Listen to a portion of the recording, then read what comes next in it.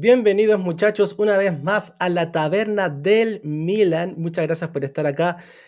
Como siempre, hoy tenemos un programa especial, un programa con un invitado que hace mucho tiempo que la gente quería que lo pudiéramos traer al canal. Ustedes ya saben quién es, lo hemos estado anunciando un poquito en nuestras redes, también en el último directo que hicimos el lunes, pero acá ya vamos a estar avanzando todo lo que es este directo. Sí, antes de avanzar ya a lo que es propiamente el debate, la entrevista y como tal, ahora estamos con la cortina. Este programa es patrocinado por Ecurrier, líderes en entrega Same Day, Santiago y Valparaíso. Estilo y moda para fanáticos atrevidos. Avos Design.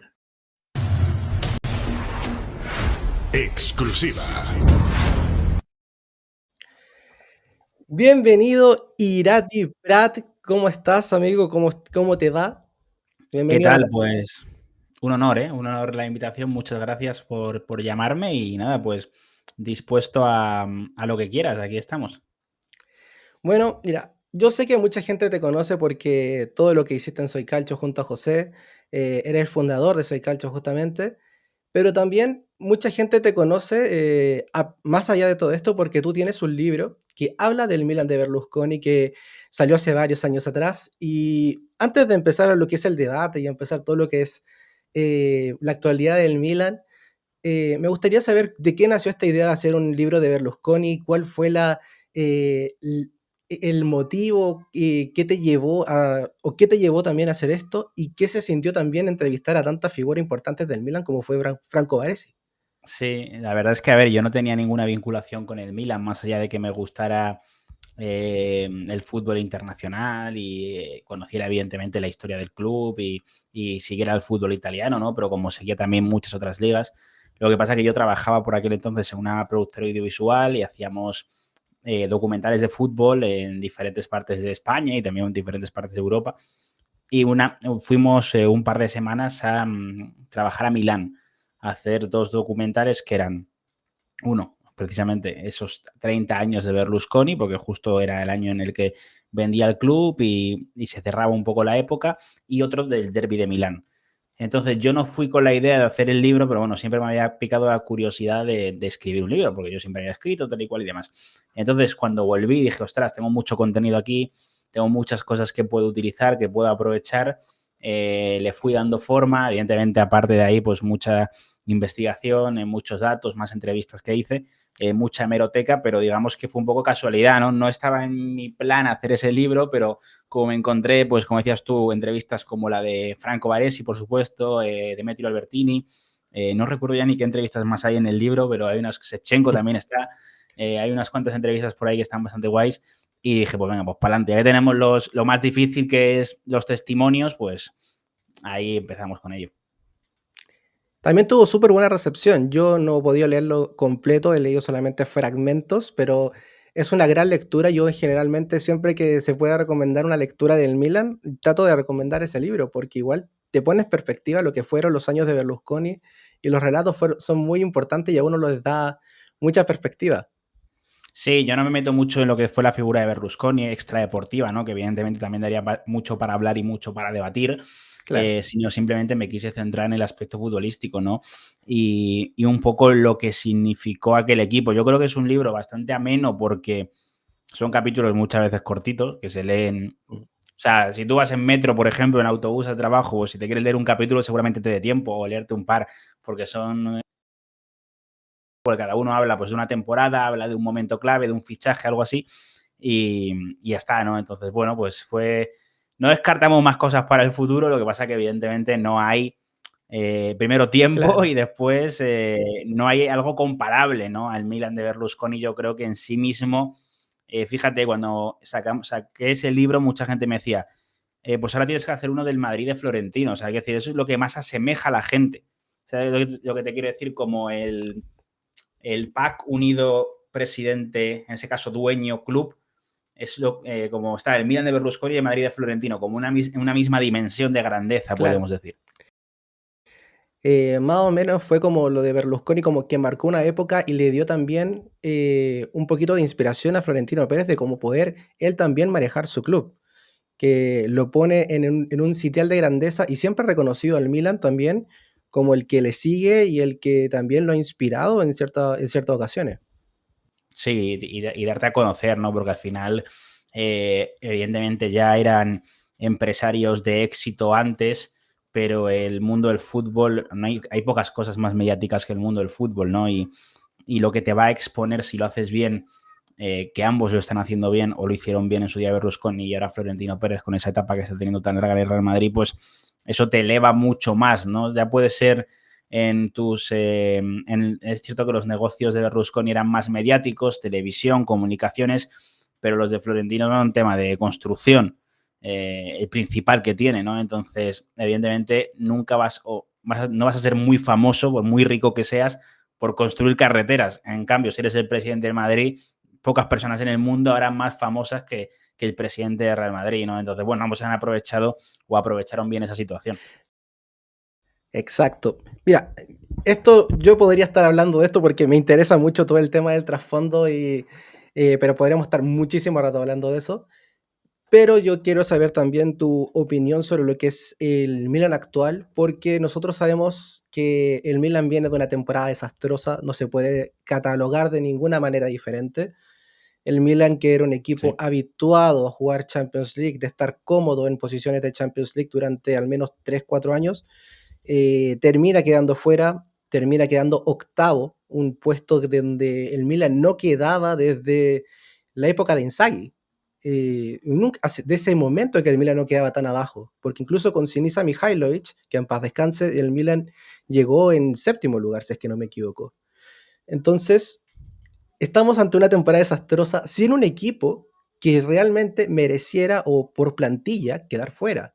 Pero se hizo todo mal, desde Sí. la directiva hasta los jugadores, cuerpo técnico. Pero a ti, ¿qué te pareció esta temporada? ¿Sientes que hubo momentos clave en donde el Milan pudo haber remontado un poquito o enmendar un poquito el barco? Porque hubo momentos donde creo que el Milan realmente sucumbió y terminó perdiendo prácticamente la temporada. Sí, sí, yo creo que al final la temporada es calamitosa, eso no hay ningún tipo de duda, ¿no? Al final ser la primera vez que no te clasificas a Europa por deméritos propios, sino por tema de fair play financiero desde hace casi 10 años, pues evidentemente no es una muy mala cifra, un muy mal récord. Yo sí pensé que cuando llega con Seixao, ¿no? Y evidentemente hacen la Supercopa que hacen con esas dos remontadas, aunque quizás es más carácter y épica que fútbol, en realidad lo que pudimos ver, tampoco había tenido con Seixao más días para trabajar. Si no recuerdo mal, llega el 30 de diciembre y ya está el día siguiente en Arabia y luego está jugando, entonces tampoco es que tuvo mucho tiempo para trabajar. Pero como que parecía que se había unificado lo que era un vestuario roto y parecía que iba a ir a remontar, ¿no? Pero bueno, también con Seixao es un tipo que en el Oporto salió como salió, por la puerta de atrás, un tipo de una personalidad arrolladora, bastante difícil de controlar y que suele chocar con directiva, con jugadores, y es lo que acabó pasando en el Milan, ¿no?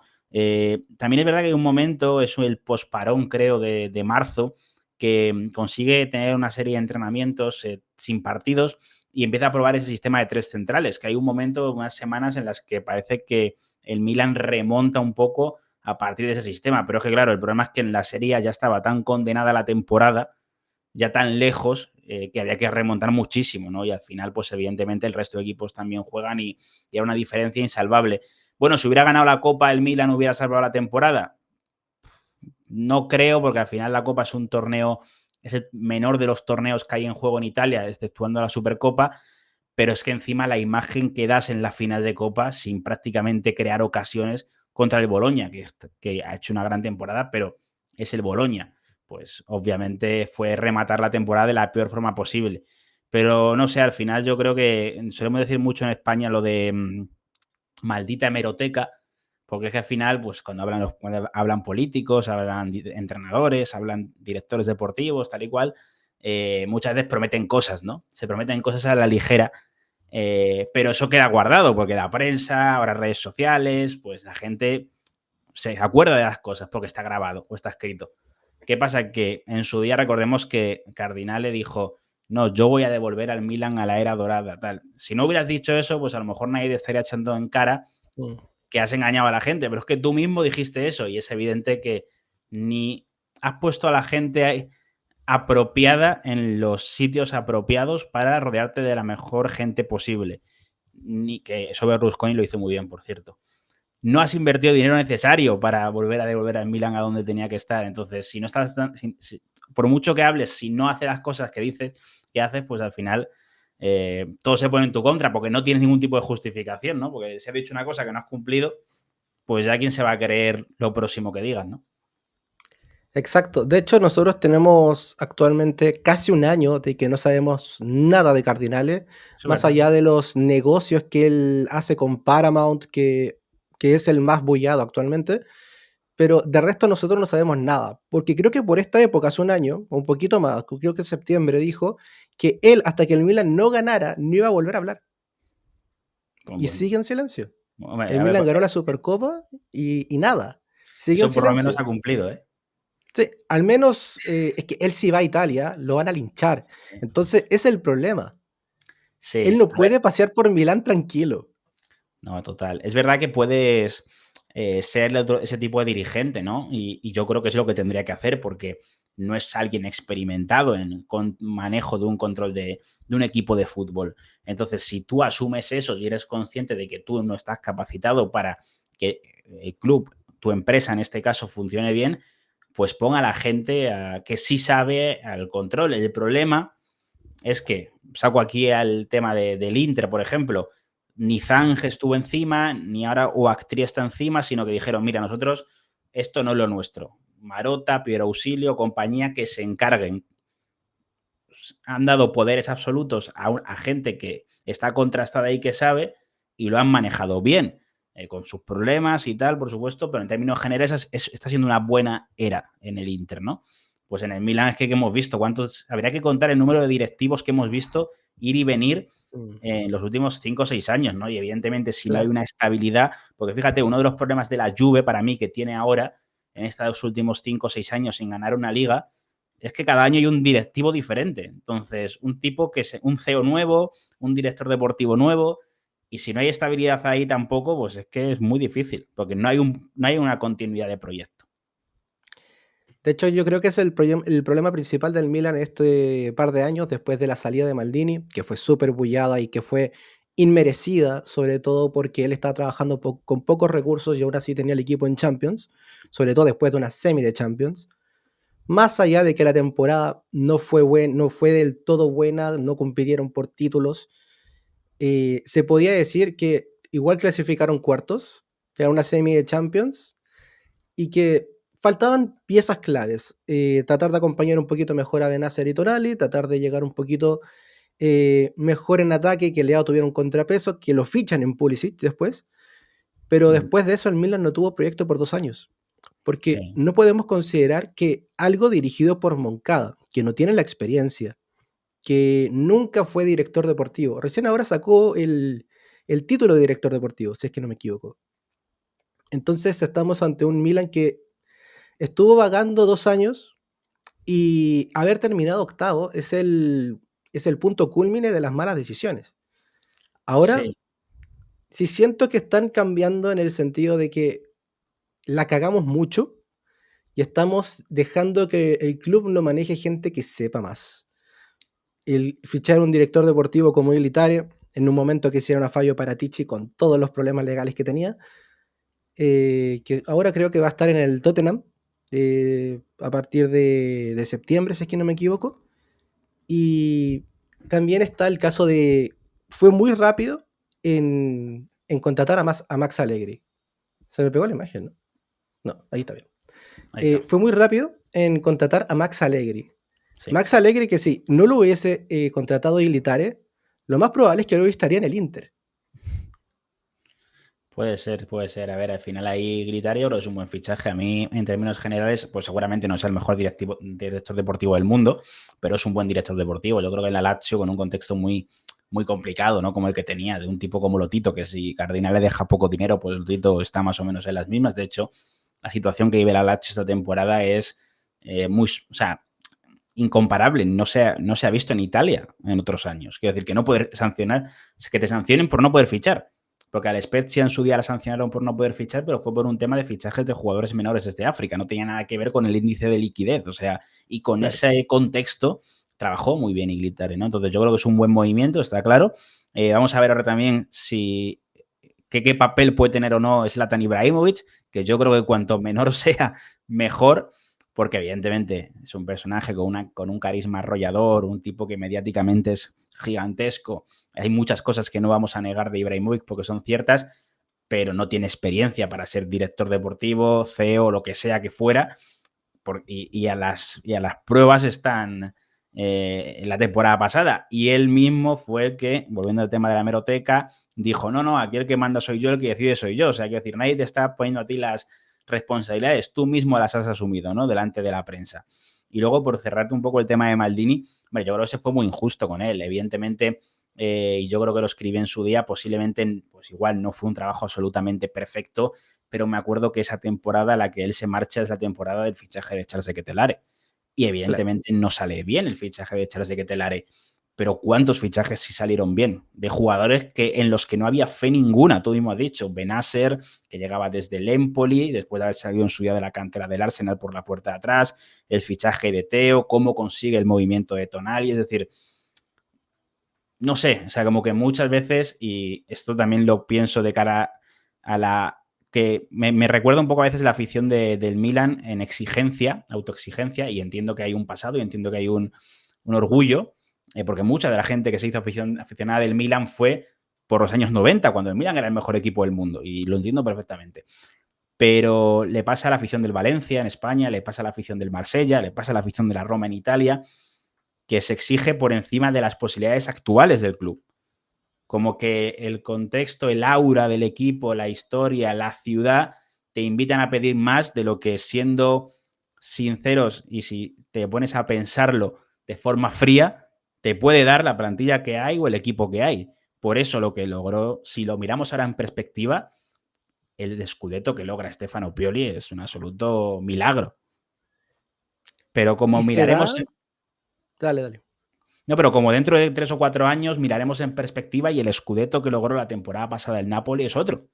Es decir, son cosas inesperadas de equipos preparados como mucho para entrar en Champions, pero que hicieron temporadas muy superiores. Y bueno, pues lograron algo que se ha visto con el paso de los años era difícil de repetir. De hecho, es muy meritorio, sobre todo porque el trabajo de Conte fue de relojería después de haber partido con un 3-0 en Verona, que fue bastante polémico.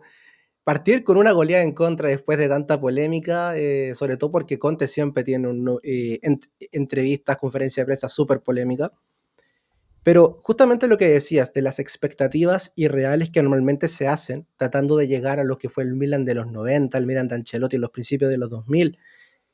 Una de las razones por la que mucha gente del Milan no quería a Conte era porque es un técnico que no ha ganado la Champions. Pero el Milan no está para ganar la Champions. Está para competir en Liga, tratar de competir mejor en Liga. Que es, obviamente, el punto en lo que tiene que llegar el Milan. También hay que ser realistas con la realidad de la Serie A. Que el Inter haya llegado a 2 finales de Champions es totalmente irreal, no tiene sentido. No hay Porque ningún. No no hay solo inversión. sí. No solo el Milan, no hay ningún equipo de Italia que esté para ganar la Champions. Que luego la ganen, pues el fútbol es como es y la ganó el Oporto en 2004. O sea, quiero decir, Claro, aquí pueden pasar cosas y es evidente, ¿no? Grecia ganó la Eurocopa. Quiero decir, gracias a Dios hay sorpresas y por eso nos gusta tanto el fútbol. claro. Pero no hay ningún equipo italiano que cada verano se prepare para ganar la Champions. Nadie, nunca, en estos años, salvo desde que la Juventus la lió con el fichaje a nivel económico de Cristiano, desde ese post-drama económico, ningún equipo italiano te va a empezar la temporada diciendo que su objetivo es intentar ganar la Copa Europa. Porque no pueden aspirar a eso, que a lo mejor llegan lejos, pues muy bien, el Inter, el Napoli, el Milan hacen una temporada sorprendente y les toca un cruce, porque el año aquel que el Milan llega a semis, que el Inter llega a semis, que luego llega a la final, que el Napoli se enfrentó en cuartos al Milan, vamos a recordar el camino que tuvieron. Fue favorable para los tres italianos.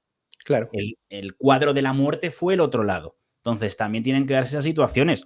Si tú te vas enfrentando a equipos PSG, Liverpool, Real Madrid, Barça, Chelsea, Manchester City, Bayern, que invierten cantidades con las que tú no puedes ni soñar, pues es muy difícil que puedas pelear con ellos. Que no todo es dinero en el fútbol, por supuesto, pero el dinero te acerca a ganar. Es que esto es así, es que no hay más. Sobre todo en esta época que al final nosotros vemos, ya sea de la Serie A, que es la liga que más sigo, tú de que estás en España y ves también la inversión que son de los clubes españoles muy maniatados por estar cumpliendo con todas las reglas de inscripciones, con las reglas de sueldos. Y uno ve Sí. lo que se gasta, por ejemplo, el Sunderland, que recién ascendió, que ya lleva 160 millones gastados. Es algo que ni siquiera un equipo en Serie A o un equipo en España se puede imaginar. Ni siquiera el Real Madrid y el Barcelona tienen eso gastado.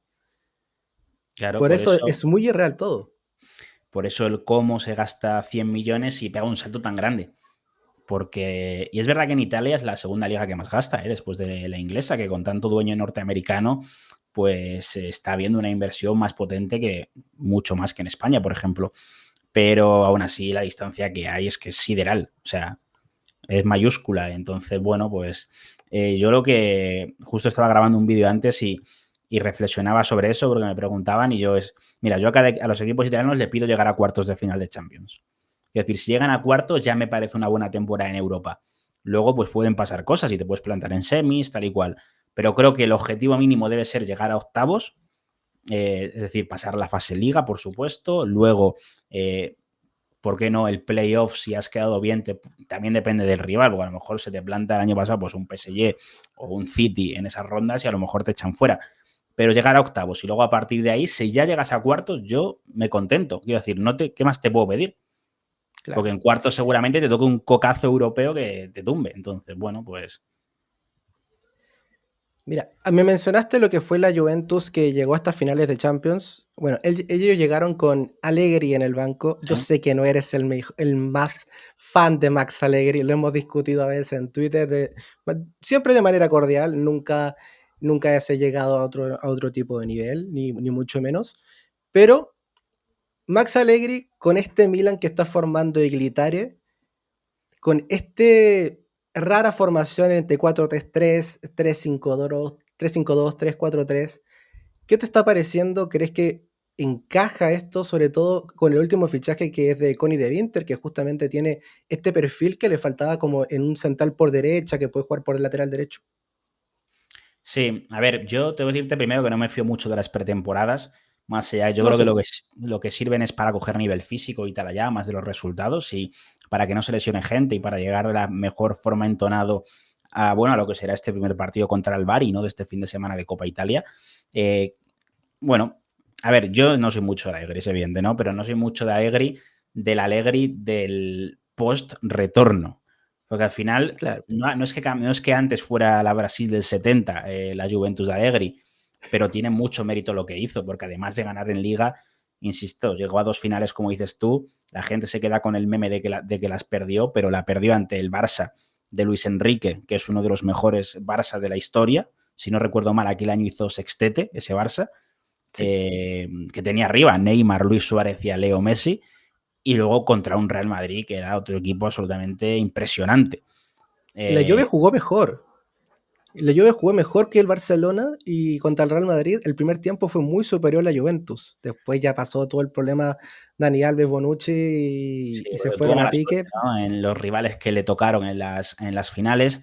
Lo que pasa es que a mí el último Allegri, estoy de acuerdo en que no era una gran Juventus la que tenía, pero para mí el equipo siempre estaba a nivel de juego por debajo de lo que creo que podía dar.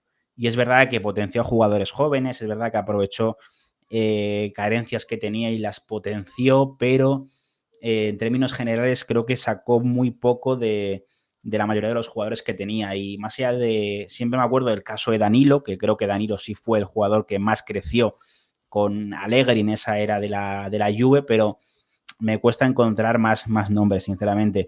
A ver, yo creo que la apuesta de Allegri es una apuesta de seguridad, me refiero primero por el personaje que es, me refiero, es un tipo respetado por la afición del Milan, un pararrayos, entre comillas, respecto a la afición, ¿no? Para la directiva, un tipo experimentado que sabe llevar plantillas jóvenes. Recordemos que la plantilla del Milan es una plantilla que todavía sigue siendo joven, si no recuerdo mal, estaba en torno a los 25 años de edad media, que es una plantilla de las más jóvenes de Italia. así que eso también hay que recalcarlo, y te va a asegurar resultados. ¿Qué pasa? Que al final venimos de una temporada en la que el Napoli ha ganado el título de Liga después de ser 10º, beneficiándose de no jugar competición europea y tener un partido por semana. Además, tiró la Copa Italia relativamente pronto contra la Lazio. Sí. Pero me parecería que pensar que el Milan puede replicar eso, me parecería que lo puede hacer, evidentemente, ya lo he dicho antes, esto es fútbol, todo puede pasar, pero me parecería pensar, autoexigir más y que la gente luego, si lo hace, se puede llevar una decepción muy pronto. Yo creo que el objetivo del Milan tiene que ser entrar en la Champions del año que viene y crear una base, un proyecto para que el segundo año de Allegri sí sea un equipo más competitivo y sí pueda aspirar al título. Pero ya pensar que este año sí o sí tiene que ser un equipo para pelear el Scudetto, a mí eso sí me parece un error. En ese sentido, el Milan igual ha hecho bastantes fichajes que son interesantes. El caso de Ardon Yashari, que viene a ser el mejor jugador de la liga belga, sobre todo debutando y llegando desde el Lucerna en Suiza. Se notó que ya es una novela, fue una novela completa, fueron 2 meses de negociación, pero se habla mucho de que este es justamente el fichaje más caro no solamente del Milan, sino que el fichaje más caro de toda la Serie A. ¿Crees que él puede dar un paso adelante en este Milan? Sobre todo porque el puesto que va a ocupar es el que tenía Reinders la temporada pasada. Sí. Y la venta más cara de la historia de la Liga belga, que además parece que cada negociación que hay entre Milan y Brujas se monta un culebrón, ya pasó con De Ketelare, ¿no? Bueno, la verdad es que, a ver, yo creo que no tiene nada que ver con Reinders, creo que no han ido a buscar un Reinders 2.0, Reinders era un llegador, un jugador que venía de marcar 15 goles en la temporada pasada, de ser el centrocampista sin goles marcados de penalti más anotador de Europa, él y McTominay más o menos los dos que más goles marcaban, y por eso lo ficha el Manchester City, quiero decir, porque va a encajar muy bien, no tengo ningún tipo de duda que va a ser un upgrade tremendo para el Manchester City, porque era un jugador que le hacía falta al City. Pero, a ver, Yashari puede llegar y llega, pero no es un anotador, no es ese tipo de jugador de segunda línea que rompía tanto como Reinders. Entiendo que lo que va a buscar es más control en el centro del campo, que se le rompa menos el equipo de lo que se le rompía a Fonseca y Conceição, que muchas veces se le partía y la espalda de Reinders, de Fofana, era un absoluto drama. Porque yo muchas veces también te digo, no sé qué hacía Reinders jugando en el doble pivote, porque yo creo que ahí lo masacrabas porque le quitabas esa llegada que tenía. Pero bueno, quiero decir, yo, sinceramente, a mí sí me ilusiona el centro del campo del Milan. No sé cómo lo va a compaginar, no sé qué es lo que va a querer proponer, no sé para qué va a estar Modric, pero a mí un Richie, Yashari Modric de primera sí me mola bastante.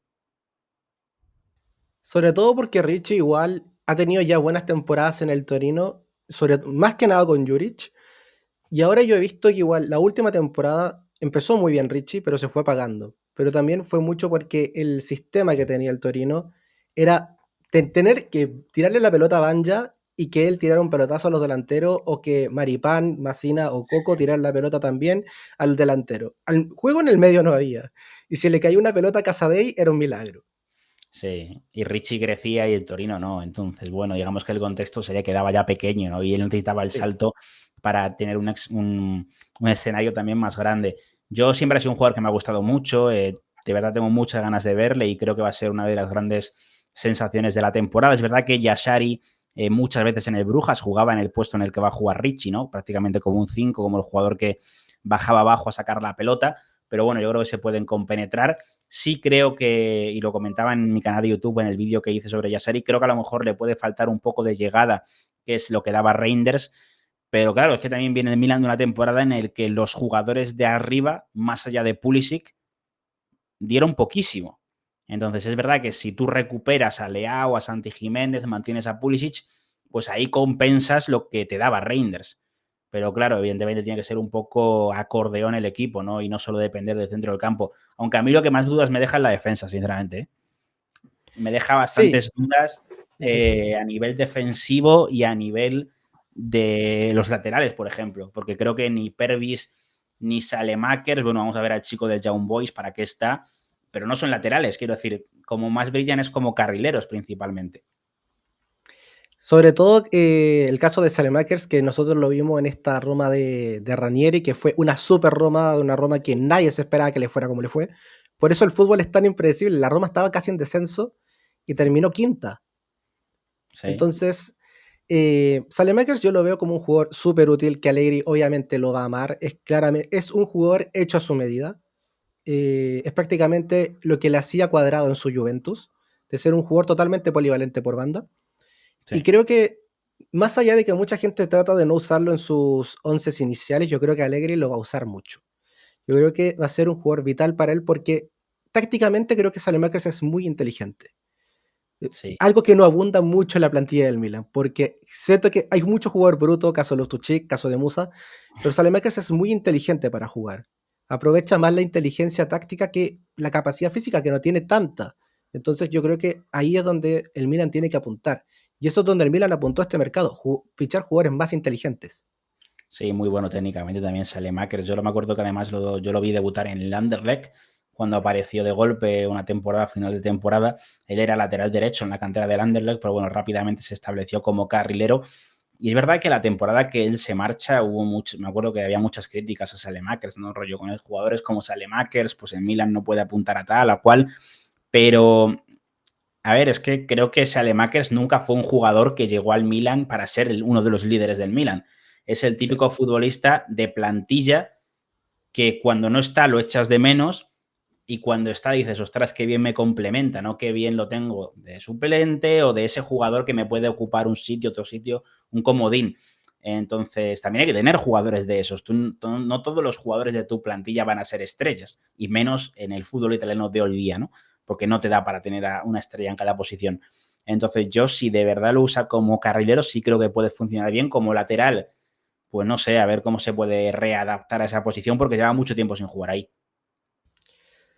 Hablando también del Anderlecht, este jugador que sale, Mario Stroikens, que es uno de estos jugadores prometedores de la liga belga, según yo lo que me informé, él juega desde los 16 años en el Anderlecht, Sí. juega desde muy chico.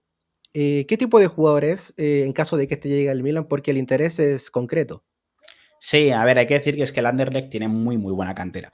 Muy, muy buena cantera. Y en Bélgica en general los jugadores debutan muy pronto porque al final el mercado en Bélgica es vender, es evidente, ¿no? Cada año ves a cualquier equipo de Bélgica top, el Brujas, por ejemplo, que vende uno o dos jugadores y que gana mucho dinero, ¿no? Y siguen sacando y cada año sacan más y más y más. Entonces, bueno, Stroikens es un media puntita, un jugador muy polivalente, no excesivamente alto, pues 1,77 si no recuerdo mal, pero a mí a veces me recordaba un poco a Raspadori, ¿no? En ese tipo de perfil que te puede jugar en la izquierda, te puede jugar de delantero, no le veo como referencia en Italia por tema de dimensiones físicas, por así decirlo, me parece muy diferente a lo que es Santi Jiménez, aunque bueno, si buscas un delantero más rápido quizás te pueda servir, pero un jugador que te puede jugar en derecha, izquierda, por detrás de punta, en la propia punta, entonces bueno, un jugador interesante, un generador de ocasiones, un futbolista que tiene muy buena conducción de balón también, que tiene gol, no es que haya roto a nivel goleador, pero bueno, te mete 5 o 6 goles por temporada. Y lo que pasa que es verdad que al final no ha jugado tanto, por ejemplo, como lo que sí había demostrado de que Telare cuando lo ficha el Milan, ¿no? En Brujas había sido un auténtico boom, con experiencia en Champions. Este chico no ha tenido tanta experiencia, aunque ya lleva 3, 4 temporadas, creo que esta es la cuarta, en el primer equipo del Anderlecht. Pero hay muchas veces que también se hypean mucho, los jugadores de la Liga Belga. Como que ya hay el aura de, Mm. no, es que viene de Bélgica, es un chico belga, ha debutado muy joven, tal, y luego hay veces que salen muy pronto de Bélgica y se pierden un poquito. Pues no sé, yo no me esperaba, Sí, sí sonaba que iba a salir, pero no me esperaba que fuera para el Milan, ¿eh? claro, es que no sé si el Milan lo va a llegar a fichar. Creo que es más si es que sale Yunus Musa o si es que sale Samuel Chukwueze, como son estas posiciones que puede efectuar, bueno, un cambio táctico que normalmente Allegri nunca tiene un sistema fijo, él va cambiando según las piezas que tiene. Si Sí, algo yo le reconozco siempre es que Allegri tácticamente es como un camaleón, siempre cambia según lo que tiene, no es fijo, no incomoda a los jugadores en posiciones que no saben usar. Y yo sé que hay mucha gente que querrá saber porque las predicciones de Serie A normalmente todas se hacen cuando ya estamos en septiembre. Ahora igual, siento que igual podemos ver un poquito las predicciones porque con lo lento que son los mercados en Italia, no creo que las plantillas vayan a cambiar mucho de aquí en adelante. Sí, Puede no, que la Juventus añada a Matt O'Reilly, quizás puede que se vaya Douglas Luiz. En Roma puede que llegue Echeverry, puede que no. En Inter creo que se van a quedar así, lo más probable. En el caso de Atalanta, más de Rodrigo Muñiz, no sé qué más van a hacer en ese caso. Pero viendo eso, independiente si es positivo o negativo, acá aceptamos las opiniones de cualquiera y la aceptamos con muchísimo respeto. ¿Cómo crees que el Milan va a terminar esta temporada? ¿Crees que se va a meter en Champions o que va a poder estar haciendo una temporada, no le digo de campeón como la que hizo el Napoli la temporada pasada, porque eso fue bastante raro? sí. Lo normal hubiera sido que hubiese ganado el Inter, porque era el equipo más fuerte, el equipo que venía de campeón y que se sabe. Pero ¿crees que el Milan está para estar en Champions con un equipo igual bien renovado y manteniendo ciertas figuras como Mañana y Leao? Pulisic también. A ver, yo haré mis predicciones la semana que... Me acuerdo que me criticaban mucho en su día también, nos criticaban mucho en su día Calcio porque decían, no, es que hacéis las predicciones antes de que acabe el mercado. Pero claro, ya hoy en día, si me tengo que esperar a que acabe el mercado, ya ha habido 2 jornadas de Serie A. Entonces, nos parecía que afecta más a las predicciones haber visto 2 jornadas que lo que fichen.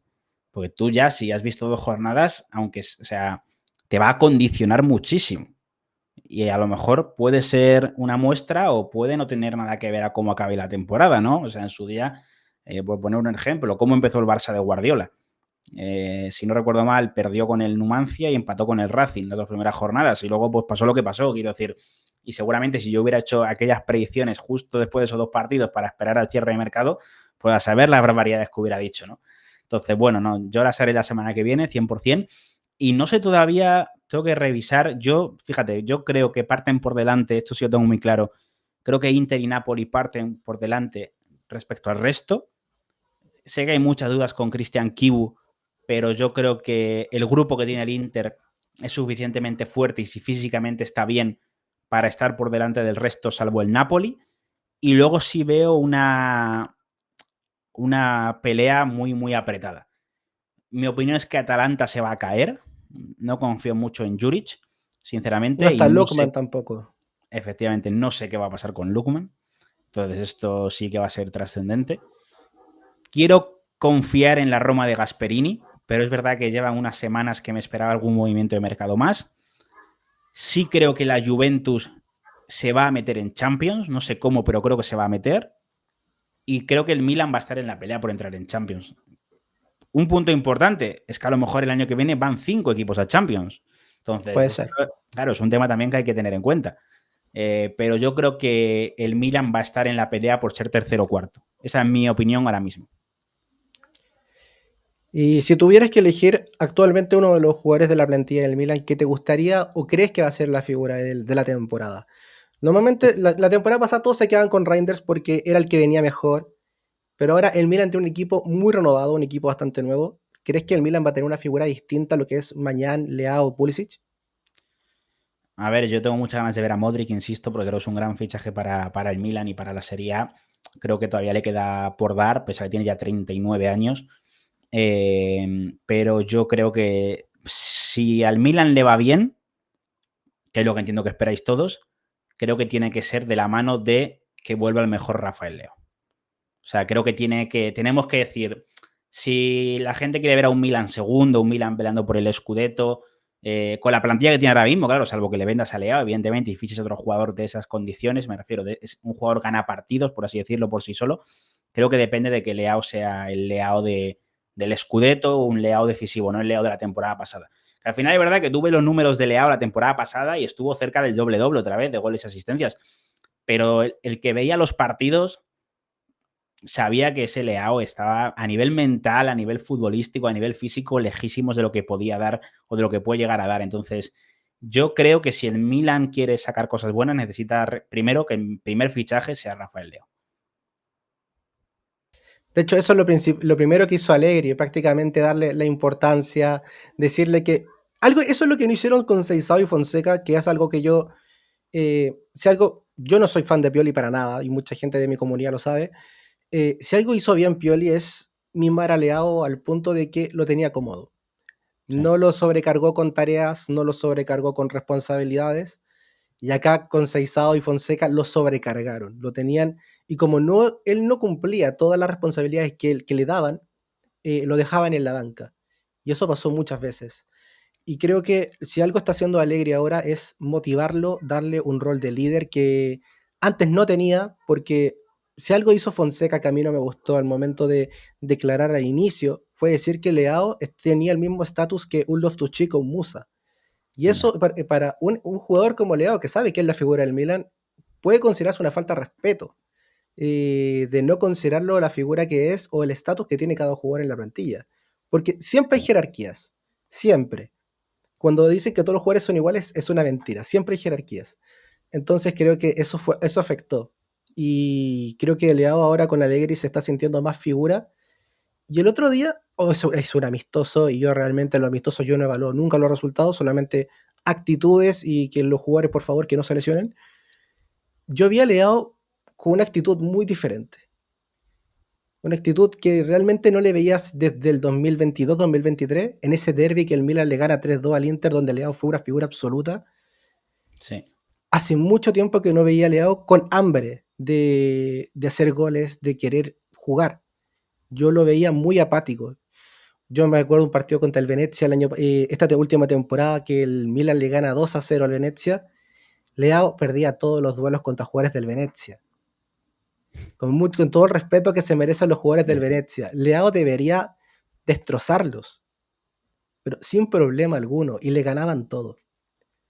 Ese Leao es el que no queremos. El Leao que queremos es el del Scudetto. Y si ese jugador está, siento que el Milan es un favorito, pero ese Leao no sabemos si va a estar. Total, al final seguramente no hay otro jugador como Leao, ¿no? En lo que es la serie actual. Se podía asemejar un poco a lo que era Kvaratskhelia, ¿no? En ese jugador que podía romper cualquier partido, ¿no? Y ya no está, evidentemente, ¿no? Osimhen, Kvaratskhelia. Sí, o Osimhen, pero me refiero como... Sí, pero Osimhen a veces dependía también de ser asistido, ¿no? Al final, claro. las limitaciones de un delantero que está solo arriba, ¿no? Pero Leao te podía coger un balón en 3 cuartos o Kvaratskhelia y ellos mismos resolver, ¿no? Entonces, ahora mismo es prácticamente habría que revisar, ¿no? Si queda algún jugador más de ese perfil. Con Seisao quizás, ¿no? Puede ser un poco lo más parecido. Ese tipo de jugador al que tú entregas el fútbol de tu equipo y a ver lo que pasaba, que era muchas de lo que hacía el Milan y lo que también le limitaba, ¿no? Pero tienes que recuperar el mejor Leao sí o sí, porque es un jugador que te gana partidos y te da muchos puntos. Entonces, bueno, veremos qué pasa, ¿no? Yo creo que a partir de ahí, evidentemente, también verá un buen Mike Maignan, que va a tener que sostener a una defensa que, insisto, yo creo que de primeras le va a costar.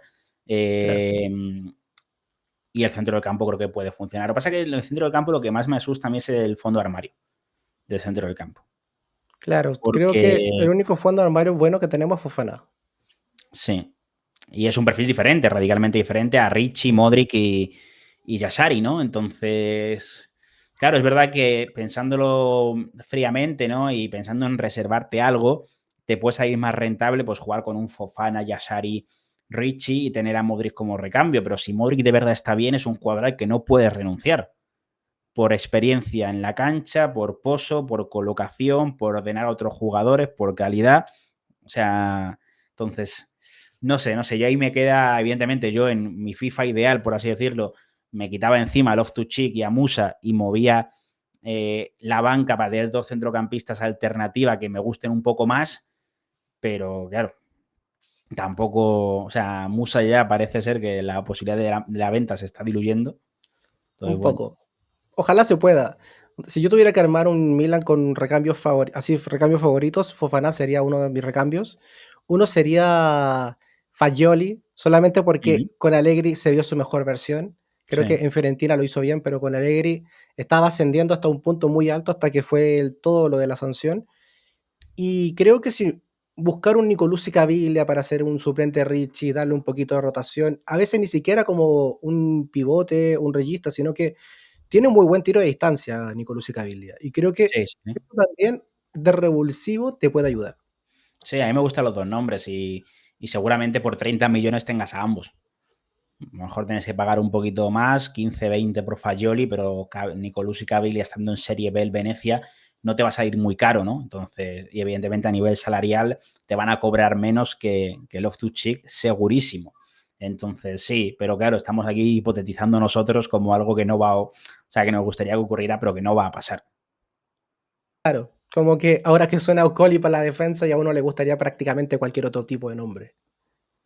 Sí, a mí Ocoli me gustaba en su día, pero es verdad que se ha ido apagando un poquito y también se ha hundido un poco en eso, ¿no? Pero claro, el Milan ahora va a fichar otro central más sin dar salida a alguno de los que tiene, me refiero. Ya tienes a Tomori, tienes a tienes a De Winter, tienes a Paulovic, tienes a Gavia. Si vas a jugar con Claro, defensa de 2, te lo compro. Pero es que a mí en realidad, como me gusta más el Milan, la plantilla actual es con un 3-4-3. a mí igual. Creo Pero que es claro, donde deberías jugar el Milan. tienes que renunciar a un centrocampista, es cierto. Pero a mí lo que Yashari y más Rick me. son bastante. Creo que cubren todo. Creo. Porque igual hay mucha creatividad con Estupiñán Leao, Pulisic Salemakers. Creo que la creatividad se compensa. Aparte que Yashari y Richie son jugadores que ya tienen un perfil creativo. Sí, sí, sí. No, a mí sería un poquito lo que más me gustaría, pero no sé si lo va a implantar, porque el 3-5-2 conllevaría meter a Leao por dentro y yo creo que ahí no, además de renunciar a Pulisic seguramente. Luego también vamos a ver qué pasa con el tema del 9, ¿no? Que es un poco incógnita. Me sorprende Sale mucho mucho que de la gente. Højlund. A ver, yo lo Højlund en comentaba. Atalanta me gustaba mucho. Sí. Después, A ver, no sé. sobrepagaron. Yo creo que a mí Sí. también me gustaba, pero aún así Atalanta metió una venta impresionante. Porque en Como una la Damas de temporada. son ventas perfectas. Sí, sí, lo que se revalorizó fue absolutamente demencial y aprovecharon, ¿no? La desesperación de un United que es un pozo ahora mismo, sinceramente. Entonces, es un buen jugador y yo me parece, ya te digo, lo comentaba en un vídeo, me parece mejor opción que Vlahovic, porque es verdad que Vlahovic está más contrastado, pero tú con Vlahovic la Juventus solo te lo va a vender. Y el salario de Vlahovic es bastante mayor que el de Højlund, seguramente el El, tri- doble como mínimo. el triple. O el triple, pero entiendo que no cobraría 12 en el Milan, quiero decir. Pero mínimo te No, va a cobrar 7-8. O sea, ya estamos hablando del doble. claro. Y Højlund estamos hablando de que lo que se maneja es una cesión con opción de compra, ¿vale? Tú consigues a Højlund. Si en una temporada pues no te ha salido bien, pues lo devuelves, ya está. O sea, pero con Vlahovic te lo tienes que quedar. Y yo no entiendo mucho todo lo que se decía de no, Vlahovic con Allegri tienen buena relación. Yo no sé qué etapa se acuerda Más la o gente. menos. Claro, claro. Más o Yo no menos. sé qué etapa se acuerda la gente de la Juventus con Vlahovic y con Allegri, pero hubo de todo menos armonía. O sea, sí, acabaron bien, pero vamos, ahí hubo De hecho, telita. el delantero más alegre no era Vlahovic, era Milik. Sí, sí, sí. Solamente que las lesiones de Milik ya prácticamente lo tienen casi como retirado, semi retirado. Lástima porque es un buen jugador, el Sí, polaco, me gusta mucho. pero eso es lo que pasa. Muchas gracias, Irati. Ya llevamos casi una hora, nos extendimos Nada, un bastante más placer. de lo que habíamos pensado, de hecho. Pero de verdad, muchas gracias por haberte pasado al canal. Antes de terminar, así muy cortito, ¿qué te parece la venta de Giovanni Leone a Liverpool y que un grande de Italia no lo pudiera amarrar? Pues fíjate, justo sacaba un vídeo sobre eso, sobre Leoni. La verdad es que, a ver, yo creo que es el típico fichaje que se pueden permitir, la típica apuesta que se puede permitir un equipo que lleva gastados 300 millones de euros en el mercado. Quiero decir, al final, volviendo un poco a lo que decíamos antes de cuando se criticó mucho a Maldini con el fichaje de Ketelare, es que hay momentos, es que los equipos italianos se pueden permitir un fichaje de 30 40 millones por Claro. mercado. No se pueden permitir más, salvo que hayan hecho una venta astronómica. Entonces, tienes que afinar muy bien el tiro porque si no te van a matar. Eso le pasó a Maldini, le pasó a aquel Milan y ahora la sensación es que yo a Giovanni Leoni, yo si fuera el Inter lo hubiera fichado, 100%. Porque creo que tienen que rejuvenecer el Acerbi de Brick sin ningún tipo de duda y creo que era el fichaje a hacer. Porque además tampoco tienes la urgencia de que esta temporada juegue 50 partidos. Puede jugar 25, 30, le vas dando entrada poco a poco, pero creo que era el fichaje que tenía que hacer el Inter, sinceramente. Y bueno, pues entiendo que el Milan ha llegado a un perfil más barato y más contrastado en realidad, porque de Inter, sin tener muchísima experiencia, le hemos visto el doble prácticamente que a Leoni, ¿no? En Claro. Serie A, Leoni tiene 17 partidos, no ha jugado más. Entonces, bueno, el Liverpool, si ficha a Leoni por 35 millones, que es lo que va a pagar, y le sale mal, pues es que, siendo sinceros, les da igual. O sea, es que Sí. ¿cuántos fichajes en la Premier hay de 30, 40 millones que han salido mal y el año que viene han dicho, pues bueno, pues mira, pues ficho a otro tío por 40 millones? Y nadie se ha echado las manos a la cabeza porque ya está. Entonces, creo que, bueno, se han permitido esa apuesta. A mí el chico me gusta, creo que tiene muchas cosas buenas. Creo que si el físico le respeta, si todo va bien, si crece a nivel muscular, que tiene que crecer, podemos tener un central generacional en Italia. Sinceramente, así lo creo. Y ojalá le vaya bien, la verdad. Ojalá. Pero bueno, era una apuesta que yo creo que no va a ser, o sea, va a ser el cuarto o quinto central en el Liverpool. O Claro. sea, te quiero decir, no estaba para jugar en el Milan titular, no estaba para jugar en el Inter titular, no estaba para jugar en la Juve. Entonces, bueno, pues te vas a gastar 30, se va a gastar el Milan 35 millones en un suplente. Ese es el tema. Cuando Ese el es el Milan punto, ficha a claro. Yashari, por la cantidad que gastó, es porque lo van a usar de titular. No es el Bueno, caso de titular no, León y que hay que estrella esperar a va a que ser crezca. prácticamente, Yasari, estrella. Claro. Pero eso, muchas gracias por esa opinión y de verdad, muchísimas gracias por haberte pasado al canal. Un placer. Pronto estaremos con José, tu compañero ahí en Sol Calcio, también tratando de discutir algunos temas, pero de verdad, muchísimas gracias por haberte pasado al canal. Y ojalá esto se pueda repetir en un futuro, no sé, a mitad de temporada, para ver cómo son las sensaciones de cara después de los mercados invernales o cómo van los equipos en general. Pero de verdad, muchísimas gracias por haberte pasado al canal, Irati. Nada, hombre, un placer y aquí estamos a disposición para lo que sea y lo que podamos ayudar. Eso. Muchas gracias, gente. Nos vemos en la siguiente taberna.